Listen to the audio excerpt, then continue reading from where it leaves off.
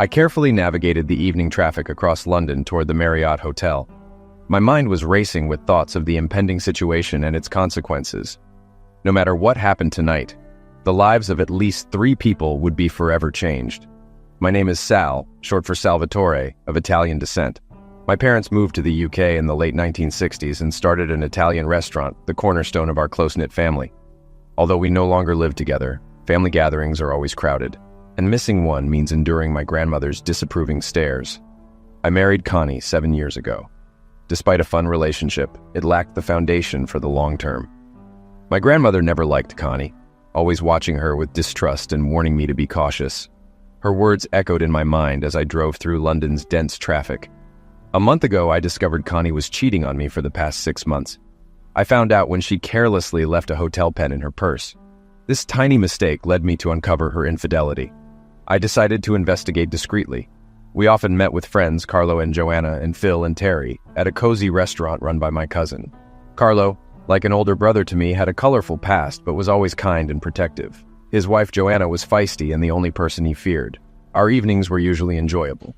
But tonight, everything felt different as I headed toward the hotel, knowing the truth about Connie and bracing for the fallout. I met Phil at work and we hit it off. We were the same age with similar outlooks on life. We played golf together occasionally and socialized with his wife Terry at the golf club. Terry and Connie got along well, often spending days shopping together. Phil was always warm and friendly, but Terry seemed aloof at times, especially lately. Then she'd snap out of it and rejoin the group. I mentioned it to Connie, but she dismissed it as woman problems. One evening, we were sipping cocktails in the lounge when Carlo and Joanna arrived.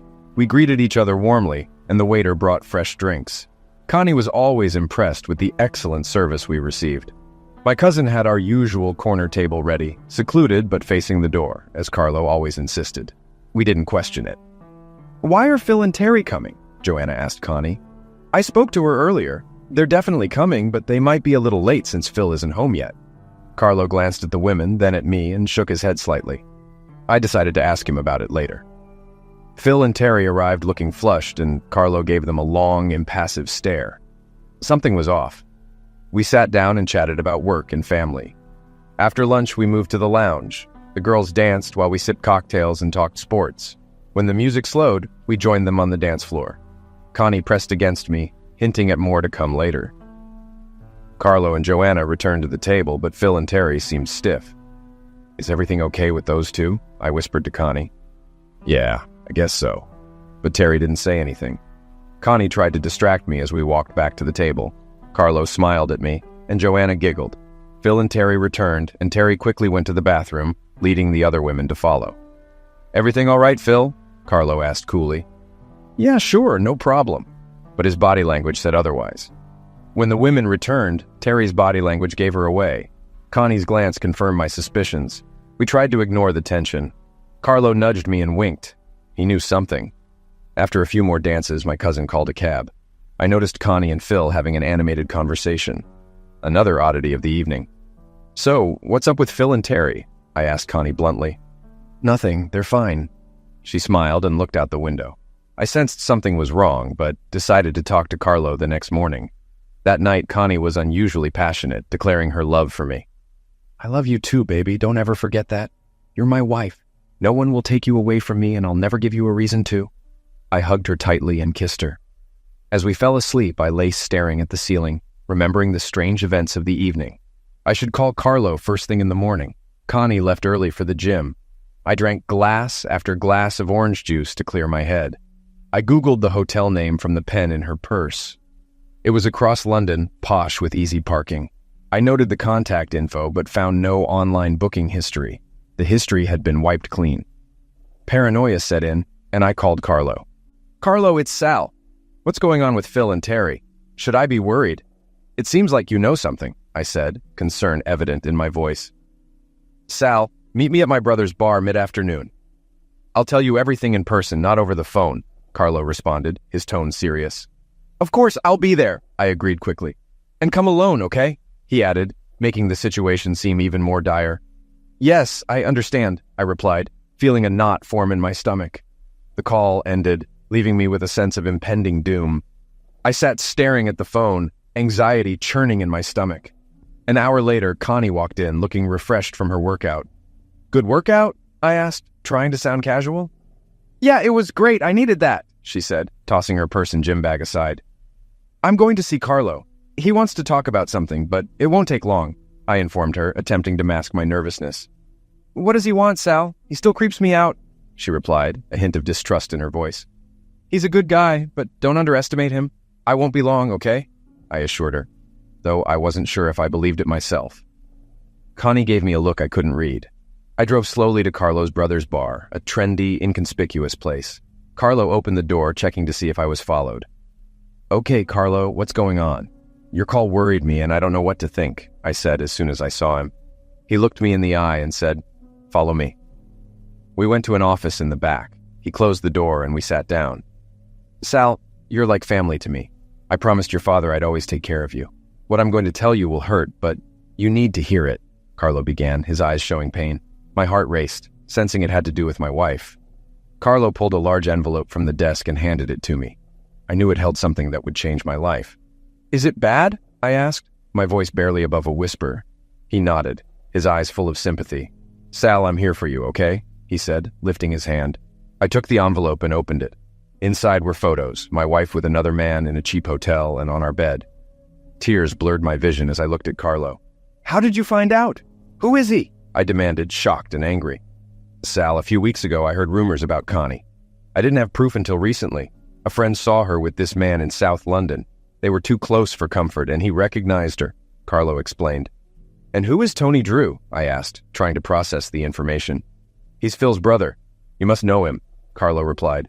I was stunned as the pieces fell into place. Phil, Connie, Terry.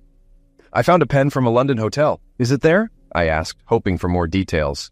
"Yeah. Sal, I'm sorry, but my guy followed them last week while you were out of town. Their first meeting happened when you weren't home," Carlo continued. I clenched my fists tightly. "I'm going to eliminate that cretin," I growled, anger boiling over. "Easy, Sal, it's not worth it." "Divorce her and let me deal with him," Carlo advised. "No, Carlo, I have to handle it myself. He needs to know it was me." "Do you know where he lives and works?" I insisted, determined. "All the info is in the envelope. Don't do anything rash. We need to plan this carefully. He's divorced, no kids, but he likes married women. He'll regret getting involved with your wife," Carlo said, his eyes turning cold. "What's your plan?" I asked, trying to calm down. He poured me a whiskey. "How well do you get along with Phil? He seemed off in the restaurant with Terry and your wife. I think he knows what's going on. Can you still call him a friend?" Carlo inquired. I wondered if his wife was involved too. Carlo continued, "We need to act soon, but first see a lawyer. Do you want to try to make up with her?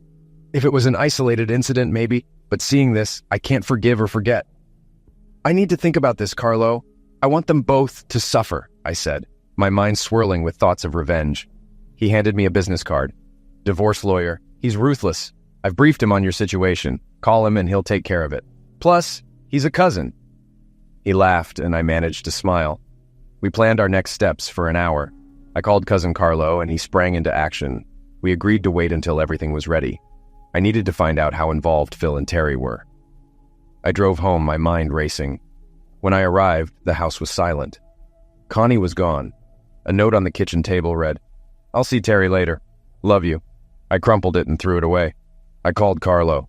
"She's gone to Terry's, but I know she's with Phil. Our guy is watching her," Carlo informed me over the phone.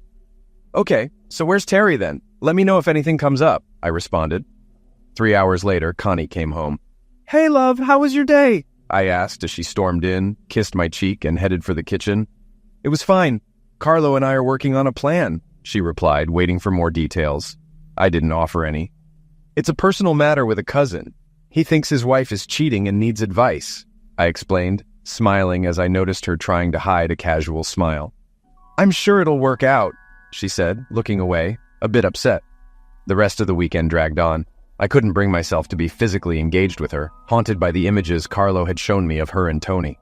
She was a better liar and actress than I ever imagined. On Sunday night, she came over, clearly wanting to have some fun. "Sal, I need us to spend this night together. I know you've been busy, but I need you now, please," she whimpered. We made love, but afterward she looked shocked. "What's wrong, Sal? We've never done this before," she said. "I just wanted to make sure you were mine. I love you, Connie, and I don't want to lose you," I replied, my heart heavy. "You won't lose me, silly," she said with a smile, but her words tore at my heart. The image of her with Tony was seared into my mind. We lay quietly, each with our thoughts. I slipped out of bed when she fell asleep and went downstairs. I poured a large glass of JD and checked the computer. A message from Carlo appeared. "All the wheels are turning here just as we discussed," he had written. Okay, I thought. All I need to do now is arrange a sleepover for Wednesday. I sent him a text back. Okay. An hour later, I crawled back into bed but couldn't sleep. I finally dozed off, getting only a few hours of restless sleep. In the morning, I showered and went downstairs. Connie greeted me with a smile, breakfast, coffee, and toast. She moved cautiously, noticing my gaze. "You were a little wild last night, lover. I don't think I'll be ready for another round for a few days," she said, kissing me again. "It's okay," I smiled through a coughing fit. She sipped her coffee. "I need to go to Leeds on Wednesday. Do you mind?" she asked. "Just for one night?" I inquired. "Yes, but I won't be back until late Thursday," she explained. "Does this have something to do with Carlo?" she asked. "Yes, it's about that cousin I mentioned. He might need some support," I lied smoothly. "Carlo gives me the creeps. I'm not sure what kind of support he could offer," she said with a shiver. "You'd be surprised, but you don't want to be on his bad side," I warned. Her face went pale, but I could see she was still planning something. I looked at my watch and got up to leave. "I gotta go, honey. Be a good girl while I'm gone," I said, kissing her head and leaving. I met the lawyer and spent an hour going over options and signing papers. He confirmed everything would be ready by Wednesday afternoon. I transferred all the money from our savings to a new account in my name and sent a large sum to Carlo.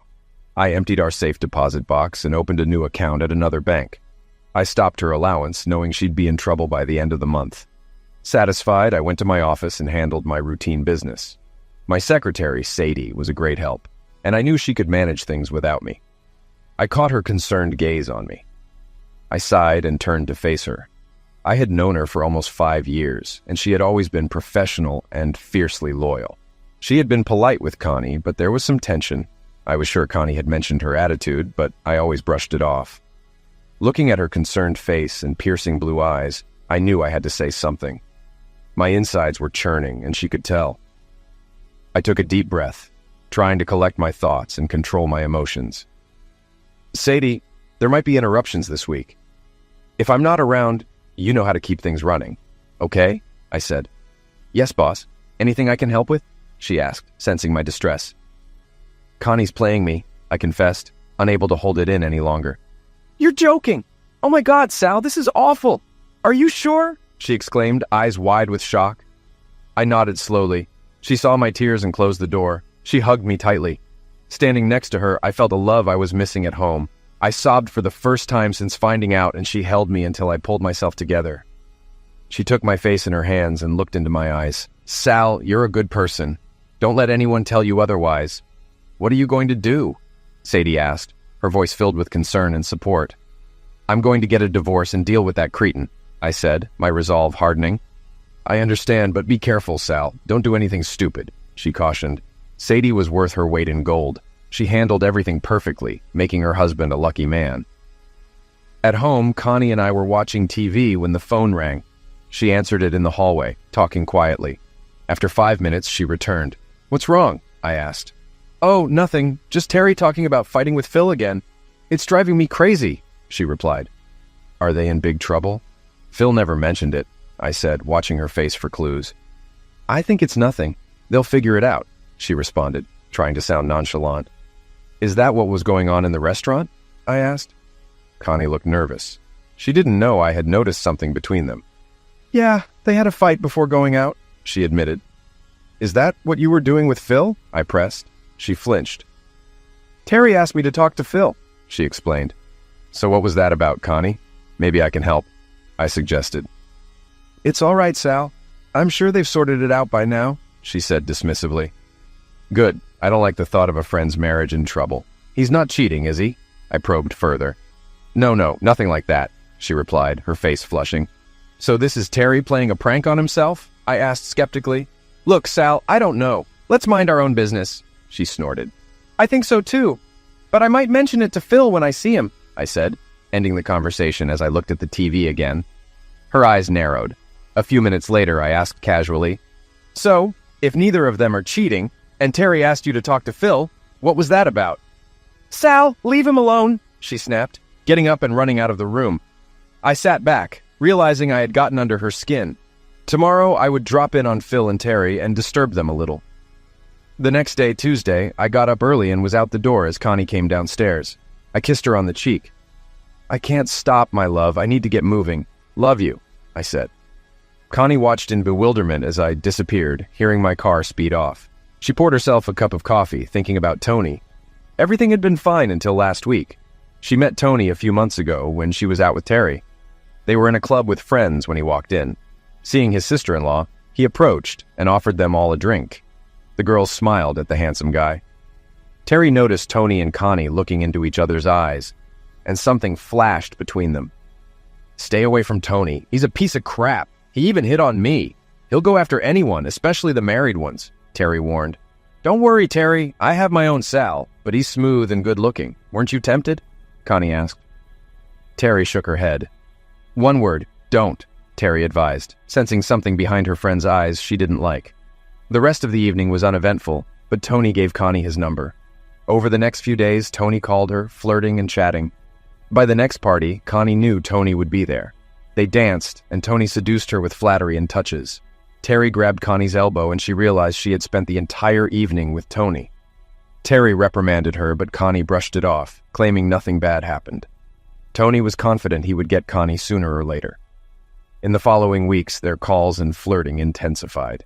When Terry canceled a night out, Tony convinced Connie to meet him alone. She agreed quickly, dressed as usual but felt different. They had a hot evening and Tony drove her to the Marriott. She panicked when she saw the time, hurried to get dressed, and asked Tony to take her home.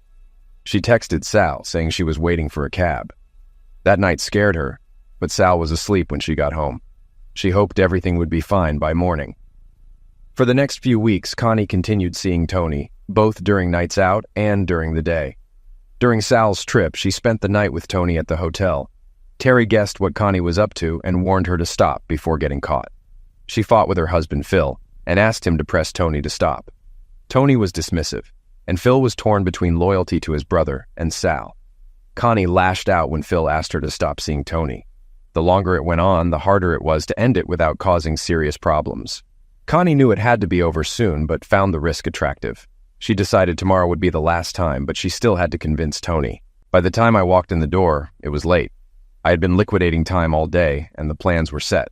The paperwork from the lawyer was in my car, and the official packet would be delivered by registered mail. Feeling tense, I poured a large drink of JD. Connie watched me as I took a big sip and poured another. I was distraught, and I could tell Connie was too. "Are you okay, Sal?" she asked. I took another sip of my JD before turning to face her. She looked scared and worried. "Just a rough day, love. I need a shower before I get ready to talk to Carlo tomorrow." I walked past her and went upstairs without kissing her. She didn't like the tense atmosphere and wondered what I meant by getting ready for tomorrow. Under the hot shower, tears streamed down my face.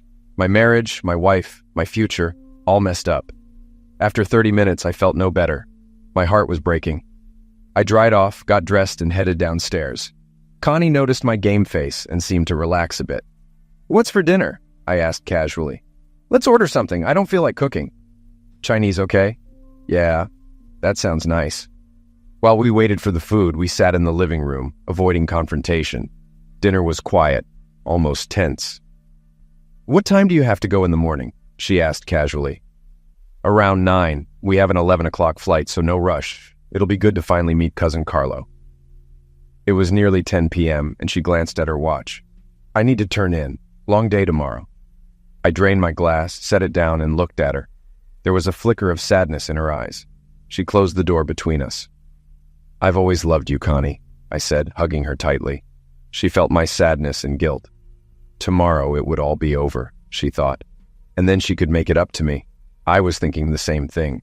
I woke up to the smell of freshly brewed coffee, a scent that always brought back memories of my grandmother's house. Connie handed me a large mug, and I kissed her cheek before taking a sip. We ate in silence, both avoiding each other's gaze. The tension was palpable. I glanced at my watch. "I have to go now. I need to pick up Carlo." I stood, set my cup down, and took a deep breath to suppress a sob. Connie was tense and trying to remain calm. She must know that I know. "Have a safe trip and come back soon, Sal," she said, as I gave her a polite kiss on the forehead. I grabbed my overnight bag, started the car, and drove away without looking back, tears brimming in my eyes. After a few minutes, Connie picked up the phone. "He's gone. Are you ready for tonight?" "Oh yeah, baby, definitely. Phil's been getting on my nerves, but I told him to back off." "Well, that won't stop us. Room 415, same as before. I'll see you at 8, okay?" "Okay, got it. I'll call you later." They hung up, and the man smiled, typing a message with the details of their date. Carlo saw the message and looked grimly at me. "Are you sure you want to do this, Sal? You know how this will end," Carlo said, concerned. "Carlo, I love that woman in a way I never will again. I gave her everything, and I can't let that go. I have to make her realize what she's done and make her pay, just like her lover. I have to do it. Do you understand?" Carlo saw the pain in Sal's eyes and felt it in his words. He pulled a revolver from his desk and placed it in front of Sal. "We'll make him pay. You need the weapon to make your point," Carlo said. Sal nodded, staring at the weapon. Carlo added a handful of shell casings to the table. "Load it, Sal. Make it real in your mind," Carlo urged. Sal picked up the weapon, memories flooding back. He loaded it with ease and set it down. "What's next, Sal?" Carlo asked. Sal replied, "Let's eat, and I'll tell you everything. I might call Terry and Phil later to see what they know and why they didn't tell me." "I'd leave it alone," Carlo advised. "If you get caught now, you'll give the police motive. There will be time later." They walked to a bar where Carlo introduced Sal to his brother, Alfredo. "Nice to meet you, Sal," Alfredo said, shaking his hand. They chatted until a waitress brought their food. She smiled at Sal and introduced herself as Alicia, Carlo's niece. "Nice to meet you, Sal. My uncle's told me a lot about you," she said. "Alfredo, it's a pleasure to meet your family. Family is everything," Sal said. Lunch passed leisurely. Despite the serious conversation, Sal felt calm and safe. His phone rang around 3 in the afternoon. It was Connie. "Hi, Connie. How are you?" Sal asked. "Just checking on you. How's Carlo?" she inquired. "We're fine, having a late lunch. What are your plans for tonight?" Sal asked, testing her. "I'm seeing Terry. Everything's fine," she lied smoothly. "Good. Say hi to Terry. Love you," Sal replied, keeping his voice steady. "Love you too. Bye, baby," Connie said before hanging up. When Sal hung up, Carlo saw both pain and anger in his eyes. "Okay, Sal?" Carlo asked, concerned. "Yeah, we're ready," Sal replied, his voice cold. They toasted and finished their drinks. "Let's meet the guys," Carlo said, leading the way. They found 4 men in the private quarters. Carlo introduced them as his trusted friends. "These guys won't let you down," Carlo assured Sal. Sal noticed their steely eyes and felt a shiver. "Still want this?" Sal asked Carlo coldly. "Yes, I need it," Carlo confirmed. "Is everything ready?" Sal asked the men. "Everything checked out. Cars, van access, evacuation routes. We're ready for the next 30 minutes, one of the men replied.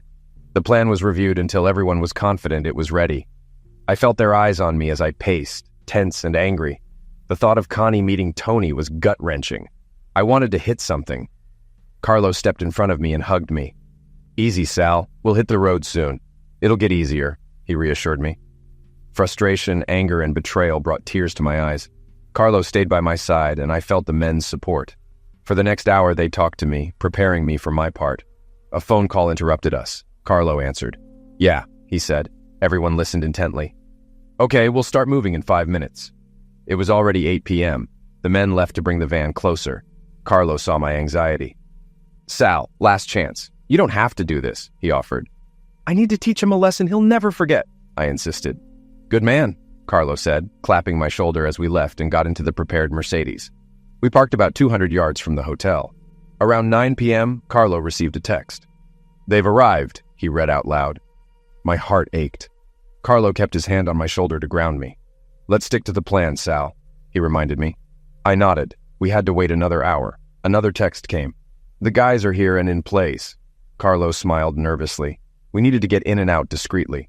We discussed the plan again, and Carlo reminded me to stay calm. "We don't want a riot because of those two, okay?" His cold eyes met mine. I knew not to mess this up. "All right, Carlo, I won't shoot him in bed. I'm not that stupid," I smirked. He smacked my head lightly. "Don't lie to me, Sal. This is serious. Get a grip," he scolded. We sat in silence until another message popped up. "We're in. Exit secured." Carlo checked the time. It was almost time. His heart and breathing quickened. He pulled brass knuckles from the glove compartment and opened the car door. "Okay, let's go," he said, and we moved towards the hotel with grim determination. I followed Carlo into the hotel lobby. We walked straight to the elevators, trying to act casual but avoiding eye contact. I was tense. When the elevator arrived, we stepped aside for a couple to exit, then got in. We rode up silently to the 4th floor. My heart raced as we reached room 415. I knew my wife was inside with another man. 4 guys in hotel uniforms appeared with a laundry cart. They wore wool hats and had a taser. Carlo pointed out the neutralized security cameras, giving us 5 minutes. One guy used a key card to unlock the door. We moved quickly down the hallway to the bedroom. I saw my wife's lingerie on the floor. My chest tightened. The guys entered the bedroom first. Tony turned just as the taser shot him. He twitched and collapsed on Connie. The men pulled him off and stuffed him into the laundry cart. Connie screamed but was quickly gagged. In less than a minute, Tony was gone. Connie was bound with duct tape. I turned on the overhead light and entered the room, weapon in hand. She squirmed and cried. I pointed the weapon at her face, letting her fear build. Carlo watched me closely, worried I'd snap. I pulled the trigger, but Carlo grabbed my hand, stopping me. Connie wet herself in terror. Carlo took the weapon, furious but laughing. Connie shook with fear and shock, tears streaming. I pulled off my mask. She gasped and passed out. Carlo checked his phone. It was time to leave. We slipped down the stairs and exited the back of the hotel. In the car, we drove in silence, each lost in thought, heading for the meeting place. "You took the bullets out, you cretin. I thought you'd lost it for a second," Carlo said, glaring at me. I grinned. "I wasn't going down for liquidating her, just wanted to scare her. She'll get the message when she sees Tony. The guys will handle him." "No need to get your hands dirty, Sal. He'll remember." "I need to be sure," I replied, staring ahead as we walked through the dark streets. We entered the bar where Alfredo was waiting. It was almost 1 a.m. He poured us drinks and we sat by the fireplace. As the adrenaline faded, we started feeling human again. The past few hours had been a blur of pain and anger. Now, in the warmth, we ate in silence. Carlo's phone beeped and he smiled at me. "It's done. The boys are on their way," Carlo announced. "I can't thank them enough. I'll never forget this night," I said, a mix of gratitude and sorrow in my voice. "Sal, shut up. It's over. You have other battles now. Deal with her. You don't have to please me," Carlo responded firmly. "Of course, I understand," I replied, remembering leaving Connie at the hotel. How would she get home? Would she confess? Doubtful. We had rooms ready. I felt suddenly exhausted as Alfredo showed me to mine. I collapsed on the bed, unable to sleep as I replayed the night's events and thought about Connie. I was sad and disgusted. I had loved her so much, but now it was over. I had the divorce papers. She was supposed to deliver them today. By the time I got home, she'd know what I knew. But what if she didn't go home? She might go to Terry's. I'd better reroute the papers there. After about 7 hours, Alicia woke me with coffee. "It's lunchtime, Sal. You have 30 minutes, Carlo said. "You have an afternoon flight. Get up. Your clothes are on the dresser." She left. I got dressed and looked in the mirror. I was different. Last night, I almost eliminated a man and watched him get led to his end of life. I felt nothing, no regrets. Tony deserved it. I joined the others at the table. We ate, chatted, and laughed. Soon, it was time to leave. We packed up and drove away. I waved to the faces watching us go. Their concern was comforting. I promised myself to return soon. I drove home slowly, feeling a growing dread. My anger was gone, replaced by a love for my wife. I dropped Carlo off, and Joanna hugged him like newlyweds. She hugged me tightly, too. "Sal, it's going to be okay. There's a tomorrow for you. Things will be tough for a while, but trust me, it will be okay," she said gently. I couldn't speak, but Carlo hugged me, and I headed home to face Connie. "Call me later, Sal," Carlo said. I nodded and drove off, feeling empty. I unlocked the door and went inside. The house was warm but not cozy, and it was silent. I checked the living room and kitchen. Nothing. It was 6 a.m. Connie should have been home unless she was trying to save our marriage. I checked my phone. No calls or messages. I sank into a chair. "What a goddamn anticlimax," I muttered as my anger began to rise. I saw a picture of Connie and me, felt a surge of rage, and threw it across the room. The frame punched through the wall and the glass shattered. "Screw you!" I shouted. As I was breathing hard, the phone rang. I grabbed it. "Hello?" I yelled into the receiver. "Is that you, Sal?" a trembling voice asked. Yes, what do you want? I replied angrily. It's Terry, Sal. Yes, Terry. Sorry for the timing. What can I do for you? I tried to calm down. It's Connie. She's here and in bad shape. She doesn't want to go home, thinks you might hurt her. She shouldn't drive, Terry said, her voice full of concern. Is she there? I interrupted. Yes. Ask her to talk to me. If she won't, let me know. Then ask her what happened, I instructed. I heard some mumbling and then louder voices in the background. Terry returned to the phone. She won't talk, Sal. I'm worried about her, Terry said, her voice strained. Be patient. Tell her I'll pick her up, I replied firmly. Terry relayed my words and I heard Connie scream in the background. Sal, I don't know what to say, Terry said, sounding distressed. It's okay, I responded, trying to steady my emotions. What do you mean? Terry asked, confused. I know all about it, Terry. Oh my God, Terry whispered, clearly shocked. I heard Terry relay my words to Connie, followed by more sobbing and screaming. Sal, I'm sorry, Terry said, her voice breaking. Me too, Terry. I know about the girls' nights out and how you and Phil fought about it, I revealed, my voice tinged with bitterness. She gasped. Oh God, no. Yes, I know. And I'll make sure the guy who did this pays, I said, my resolve hardening. Sal, I'm sorry. Phil and I tried to stop them. We should have told you, but we were in a bad situation. Terry spoke quickly, her voice filled with regret. I understand, Terry. Just make sure she stays there until I arrive, I instructed. I will. Be careful, Sal, Terry said, her voice softening. I will. See you soon, I replied before hanging up, my mind already racing with the next steps. Terry, I don't blame you or Phil. I'm just sad you didn't tell me sooner. Our friendship is damaged. Tell Connie I'm not coming to pick her up. Her things will be packed and ready for pickup, or they'll go in the trash. She doesn't live here anymore. She's getting some papers delivered today. I had them forwarded to your address. They should arrive any minute. Tell her to think carefully before doing anything. Got it? Okay, Sal. I hung up the phone and exhaled slowly. The anger drained out of me, leaving nothing. I had said everything needed. I felt calm but empty. Alone. Maybe she had been gone for a while and I just didn't notice. I missed her, hated her, and loved her. I replayed it all in my head, realizing I had been blind to the signs. Exhausted, I knew things were going to get worse before they got better. I'd have to confront her soon, but not now. I poured a glass of JD, let my mind go blank, and waited for sleep. I slept deeply, but woke up with a sore head and dry mouth. After a shower, I made coffee and sipped orange juice straight from the carton.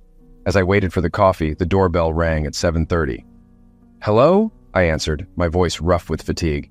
Sal, it's Carlo. Are you okay? Didn't do anything stupid? Carlo's voice was filled with concern. I'm fine. Just a headache. She went to Terry and Phil's. I told her what I knew. It's all out now. Haven't heard from her since last night. She wasn't in great shape when she arrived, I explained, trying to keep my voice steady. Carlo laughed. No surprise. Things seem to be going okay. The package was delivered, but we won't hear for a day or two. The family sends regards. Got it. Talk soon, I said, ending the call. I poured coffee, clearing my head. I had a lot to do. Call the office, locksmith, bank. Although I didn't want to lose her, I couldn't stay with her after the betrayal. Just after 9, there was a knock on the door. I opened it to see Terry and Phil standing there. Sal, we came to apologize. Can we talk? Terry asked. I let them in and pointed to the living room. They sat on the couch and I settled into the chaise lounge. Okay, what do you want to say? I asked, my tone cold. Sal, we're very sorry, Phil began. I'm sorry too, Phil. Sorry that my friends couldn't tell me my wife left me for a stranger. I have a lot of regrets, I said, feeling anger rise in me again. Sal, we tried to tell her to stop. She's at our place now, still confused. Something bad happened before she came back, Terry pleaded. What do you mean, Terry? I had to leave while the paperwork was being prepared. I assume you mean something happened between her and Tony, I said, not revealing my involvement yet. We don't know. We haven't heard from my brother, Phil said. Connie mumbled something about being tied up and left at the hotel. Come on, Phil. She should have said more. Did that cretin do something to her? Not that I care. But if I ever see him again, he better regret it. Make sure he knows that, I warned, my voice cold and threatening. Phil and Terry stared at me, stunned by my rage. Phil, especially, was visibly shaken. How's Connie doing? She got the papers last night, right? I asked, trying to maintain control. Yes, Sal. She calmed down eventually. But when she was served food, she started up again. She was upset, angry, and scared, but she wouldn't say what happened. Terry explained, her voice filled with concern. Good, I thought. Maybe now she'll remember every night. Well, guys, I hate her for what she did. If she's in pain, good. She made her bed with that idiot so she can stay with him. I'm done with her, I said, my voice full of finality. They looked at me, speechless at my anger. Is there no way you can work things out, Sal? Terry pleaded, tears filling her eyes. She made a mistake. But you two are great together. Divorce is a big step. Please talk to her first. She deserves that. Terry's eyes showed genuine concern. I paused, knowing I'd have to talk to Connie eventually. Okay, I'll talk to her.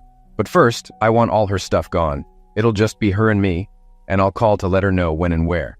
Are you okay with that? I said, setting my terms. Terry hugged me tightly while Phil looked around. That's more than she can expect. Yes, Sal, thank you. I'll tell her to expect your call. Please don't wait too long, Phil said, his voice sincere. Phil looked at me, sullen. Sal, my brother isn't creep. You should kick his rear. I wouldn't blame you. I watched out the window as the couple drove away. They quickly got in their car and drove off towards my soon-to-be ex-wife. I sat back and considered Terry's words. Of course, I needed to talk to Connie, but I needed to cool down a bit before I could trust that woman. Keeping her at arm's length, I poured more coffee, savoring the strong flavor as it filled another large mug. I grabbed my phone, called Sadie, and caught up with her. For the next half hour, I listened to Sadie talk about how well she was doing without me. What a woman. Once she finished, she started telling me about Connie. It felt like listening to my mom. Eventually, she ordered me to come to her house tonight for dinner with her and her husband, and by the time I hung up, my ears still buzzing, I was sure she was at least half Italian. The rest of the day was spent rearranging locks, bedrooms, clothes, photos, everything I could think of that could be trashed, packed, or destroyed.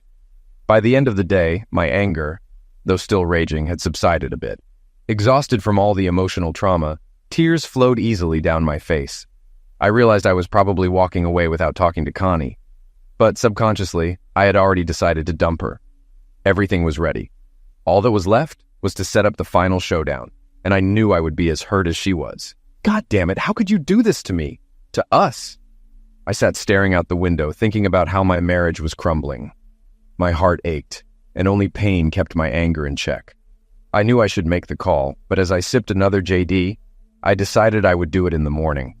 I was too tired today to go a few hard rounds with her. I wanted to be at ease when I did. I had another restless dream. The call came early in the morning again, just before 7:30. The phone rang, jolting my brain out of the half-dream I'd fallen into. Yeah? I asked, stretching. Sal, it's me, Phil.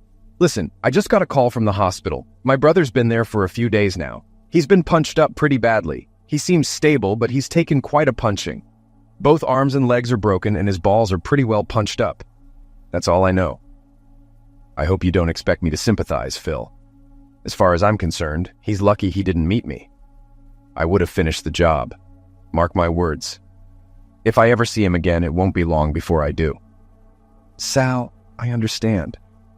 I wouldn't blame you if you did, so I won't ask the question. He got what he deserved. You're a stand-up guy and a friend, and I'm sorry I wasn't as good a friend to you as you were to me. I know I can't undo what's done, but I thought you might want to know about Tony, that's all. Phil, it's not your fault. Remember that. It's just the way it is. Give my love to Terry. Bye and thanks. Sure. Bye? I hung up and stared out the window at the garden, which was peaceful with the occasional bird flocking to the bird table and eating the food I put out. Sitting on the chaise lounge and watching nature through the glass always calmed me down and helped me think, and today was no exception. I called Carlo on his cell phone to give him the news about Tony. He only snorted but noted that the job was well done. His guys did well and got the result they needed. He laughed when I listed Tony's injuries. Serious enough, but not life-threatening unless he did something stupid. Carlo said he could give him the appropriate message to behave, but I didn't think that was wise. I was sure Phil would convey my feelings, which would be better and safer. We left it at that, and I went back to looking out the window. As I sipped my second coffee of the day, the phone rang again, but I let it go to the answering machine. As I listened, I heard Connie's voice hesitantly leaving a message. Sal, please call me. We need to talk. I'm so sorry. I need to explain. I need you. I need to come home. I'm so sorry. There were sobs between the pleas. With each word, my heart sank as if it were being strangled in my chest. When the message ended, I found myself breathing heavily. I wanted to pick up the phone, but my hand wouldn't reach for it. Even the sound of that woman's voice still bugged me. I knew I would have to do it today, but I wanted her to wait so she wouldn't think I was answering her message. I wandered around the house for a couple more hours, and the house seemed empty and deserted. I looked around where Connie's things used to be. There were voids. I called Sadie and asked a couple of guys to come over with a van to move all her stuff. An hour later, the boxes and bags I had packed were stacked in the back of the van. As I watched the van pull away towards Connie, I knew that pretty soon my phone would buzz as she picked up her stuff, and the realization that she had screwed up would hit hard. It was a one-way trip. The phone rang again. It was Terry. "Sal, Connie's stuff has arrived. Just letting you know we've accepted it. The guys apparently dropped most of it off at the warehouse. Thanks for that, Sal. We only have the stuff you marked as personal. Connie is still in shock. I know she called you earlier. Could you talk to her or call her later?" "Put her on, Terry. Let's get this over with," I said, my voice heavy with frustration. I waited a few seconds before I heard her voice. "Hello?" came a frail voice to my ear. "Connie." "Oh my God, Sal, I'm so sorry." "I never meant to," she said, her voice trembling. "So you didn't think about the fact that you might get caught, huh?" I spat venomously. "Sal, she started. "Leave it, Connie. Now you have the answer to all those questions you didn't even think to ask yourself. All the time you were having fun with that lowlife," I interrupted, my anger boiling over. "Sal, can't we—" she tried again. "Do you really think you can tell me anything that will make everything okay? Well then, do your best. I'm all ears," I said sarcastically. "Can I come home and talk to you, please?" she pleaded, desperation in her voice. "Why, Connie? To explain how sorry you are? To try and patch up the mess you created? No, you stay right where you are. I'll let you know when and where we can talk. But you're not stepping foot in this house until I'm ready," I replied coldly. "Sal, I need to see you. I need to explain," she insisted. "You should have thought about that before you decided to destroy everything we had. I'll call you when I'm ready. Until then, don't try to contact me. Do you understand?" I said firmly. "Yes, Sal, I understand," she said, her voice barely a whisper. "Goodbye, Connie," I said, ending the call. I leaned back, feeling a mix of anger and relief. There was a long road ahead, but for now, I needed to clear my mind and prepare for the next steps. I thought for a few seconds, trying to regain control of my emotions. Her voice was bugging me, and I could feel my heart pounding out of my chest as if trying to break free. My breathing quickened as my mind fought for control. Finally, I took a deep breath. "Tonight, here at 7. Come or not, it's all the same to me. It's a one-time offer, and it's only valid until 5 minutes after 7. I'll listen, but I'm not promising anything." I heard her sigh at my rudeness and ended the conversation. I sat listening to her voice and could feel the pain in her voice. I wondered if she felt mine. I sat and reflected on my marriage and how happy I thought we were. Sure, we had our ups and downs, but I was sure we were happy and hadn't had anyone else before. That cretin. Then I thought about why I was so sure. Did I even know her? I hadn't suspected anything before, but that didn't mean she hadn't done it before. I felt confused again, trying to make sense of what I knew for sure and the black cloud looming over me representing all the things I didn't know for sure. The clock chimed in the hallway. I knew it was past 6. I listened to the chimes and they told me it was indeed 6:45. She, the woman, would be here soon, and I needed to control my emotions and prepare for what would surely be the last act of my marriage. The doorbell broke into my train of thought and shook me out of the fog of self-pity I'd fallen into. It crept up on me slowly as I tried not to think too deeply about what was ahead of me. I began to ask myself questions over and over again. Why? Why now? Freed from my gloomy thoughts, I took a step toward the door and swung it open. I saw Connie the first time I'd seen her since that night at the hotel. Her hair, though combed and neat, was pulled back, giving her face a rather gaunt look. There was very little makeup, further adding to the pallor of her face. Her shoulders seemed to slump and sag as she entered the lobby. I followed her and noticed that a few days make a difference when you are caught off guard, as she was. I watched her look around the living room, gasping, and then suppressing sobs as she noticed the gaps on the walls and in the room where the photos and memorabilia used to be. She looked at me with her hand over her mouth, tears in her eyes. "It's all gone," I said coldly. "If you look around the rest of the house, you'll see there are a lot of empty spaces." I paused before saying anything else. She looked at me again, tears rolling down her cheeks. "I didn't realize, Sal. I didn't mean for it to happen. I wasn't thinking," Connie said, her voice trembling with regret. "I know, but this is the result of your cheating, your infidelity, your extramarital lovemaking with another man. All of it is yours." "I hope you're satisfied," I replied, my words cutting through the air like knives. The words came out sincerely and venomously, each one hitting my soon-to-be ex-wife hard. She sat down on the couch and I poured her a strong vodka and tonic. Handing it to her, I remained emotionless. She sipped the drink, looking at me. I swirled the ice in my glass and taking a good sip, leaned back in my chair, looking at her. "Okay, Connie, let's hear what you have to say," I said, my tone cold and detached. "I'm sorry, Sal, I couldn't help it. I got in over my head and then it got addictive," she confessed, tears welling up in her eyes.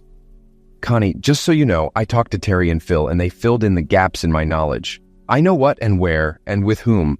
I just don't know why," I said, my voice rising with controlled anger. "I can't answer that question. It was so new and exciting. I guess I fell for his crap," she admitted, looking ashamed. "But you had fun with him, not once or even twice, but for weeks on end," I said, feeling my rage building again. I took a sip and a few deep breaths, trying to stay calm. She looked down at her feet. "I know I can't justify what I did, Sal. I was wrong.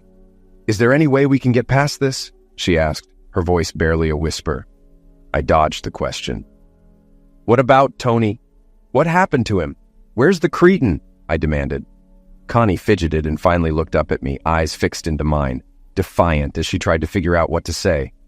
"We were caught in the hotel that night. There were people there, I think 5 or 6, but Tony was just taken. 1 minute he was there and then he was gone. Did you set that up, Sal?" she asked, her voice shaking. I stared back at her, sipping my drink again, ignoring her question, though I wondered if she realized it was me in her face that night before she passed out. "It was horrible. They took him away and he disappeared. Then they tied me up and the man put a weapon to my head. I know he pulled the trigger, but at that moment I lost consciousness. I was terrified I was going to die. When I came to my senses, I was alone," she recounted, her voice breaking. She saw the smile on my face as I savored her discomfort. I watched as a shiver ran through her, and my eyes were locked on hers. "So, what happened to your lover?" I asked mockingly. "Sal, don't call him that. He's not my lover. Yes, I know I had lovemaking with him, but I have no feelings for him. I love you and only you," she pleaded, tears streaming down her face. "You love me so much that you've been having fun with this creep for weeks." Now she leaned back on the couch at my sudden and furious outburst. "So tell me why I should give you the time of day since you've already proven yourself to be a liar and a cheat. How do I know everything you say is true? How the hell do you expect me to believe a single word you say? Tell me." Tears streamed down her cheeks as she felt the depth of my anger for the first time. "So have you been communicating with your lover?" I asked again, emphasizing lover to make her uncomfortable, to provoke her. I wanted her to suffer like I had. She looked at me through her tears. "I haven't heard from him at all. All I know is he's in a hospital somewhere, and that's all Phil said. I don't want to hear anything about him. He ruined my life. I wish he was dead." "Well, I couldn't agree more," I smirked. I watched her face, sure she was furious about being caught and left to fend for herself. She had messed up, and now she was getting what she deserved. We sat in silence for a few minutes, watching each other, waiting for the right moment. I took my time, wary of unleashing my pent-up rage. I wanted to slap her, but had to stay in control. She looked around the living room, searching for a distraction. She sighed when she noticed our wedding picture missing from the mantel. As she stared at the empty spot, I met her gaze and glanced at the dent in the wall. To answer her question, she brought her hand to her mouth. She got up and moved around the room, noting each empty space. I watched her absorb the missing memories. Every trace of her seemed to have vanished from the first floor. She sank back onto the couch. "Sal, all is lost. Is there really no chance?" She looked at me, defeat in her eyes. I took a deep breath. "Connie, I loved you like no one else. What you did ripped my heart out and stomped on it. Being with that idiot was disrespectful and showed complete disregard for my feelings and those of our friends. You were seen openly with him in public. You don't need to tell me it was just lovemaking or I didn't want to hurt you. You did it, and now you're going to pay the price. Your lover has already started to pay for what he did, and rightly so. I will cripple him, but slowly. I'll destroy you just like you destroyed what we had. Connie, we're done. Finito. Now, I'm sorry. I haven't heard anything from you to make me change my mind. So if you sign the divorce papers, we can both move on with our lives." I don't want to see or hear from you anymore. I'm done with you. Now get out of my house, you cheating strumpet." She sat there in shock as my words hit her. She had really messed up, but right now, I didn't care about her. My anger would help me deal with her. She gathered herself and got up to leave. I followed her to the door. When she opened her car door, she looked back at me and muttered, "Sorry." I raised my hand, mimicking a weapon, and watched the recognition creep into her face. Click. She shrieked and nearly collapsed as she climbed into the car. I closed the door behind her.